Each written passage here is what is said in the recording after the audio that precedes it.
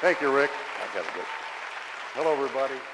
It is really an honor and a pleasure for me to be in my hometown of Augusta, Georgia, and to renew old acquaintances and to meet some cousins that I haven't seen in a lot of years, and maybe some of them never, and to renew acquaintances with the Imperial Theatre. I spent a lot of time as a young man in this theater.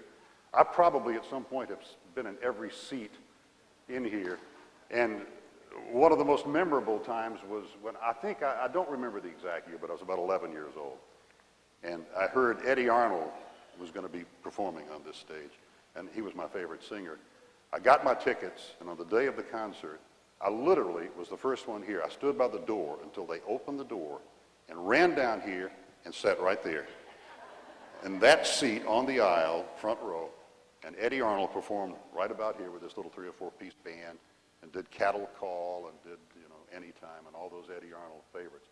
And in one of those full circle things of life in Nashville, I've become acquainted with Eddie Arnold, and I've told him on several occasions. I said, Eddie, I saw you perform in Augusta, Georgia at the Imperial Theatre when I was a little boy. And Eddie, in his way, will say, oh yeah, I remember that. You were the little boy in the short pants. Well, I didn't wear short pants. I think Eddie had me confused with somebody else. And I hope all of you had a chance to go across at some point and walk through in the process of being renovated, Miller Theater. It's a good named theater. As a kid, I used to love walking down that long entrance into that theater and telling my friends or girls, if like I ever had a date, telling them that, yeah, that's my great uncle, Frank Miller. Remember they had that big medallion thing on the wall in there with this picture. And I think they thought that maybe I could get free passes or, get them into shows. But I was 2 years old when Uncle Frank died. And I was 3, I think, when the Miller family sold it out completely. So it was a good talking point, but it didn't do me a lot of good.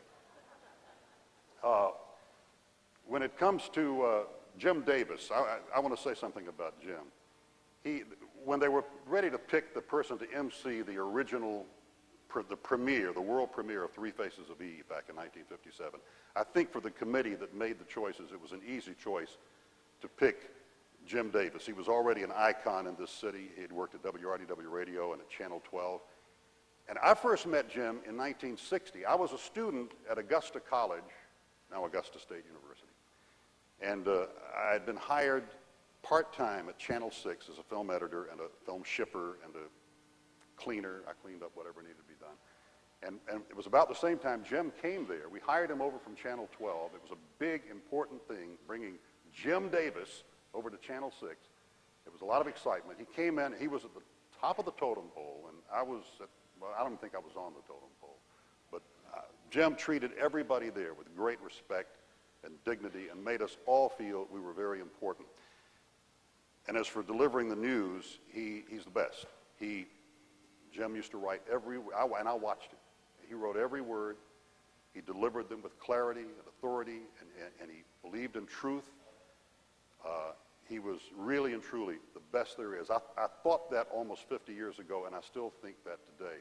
Augusta is very lucky to have had and still have Jim Davis doing so much for this city.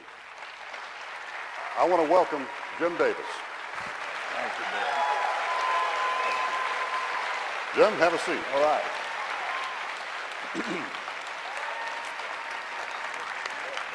Thank you.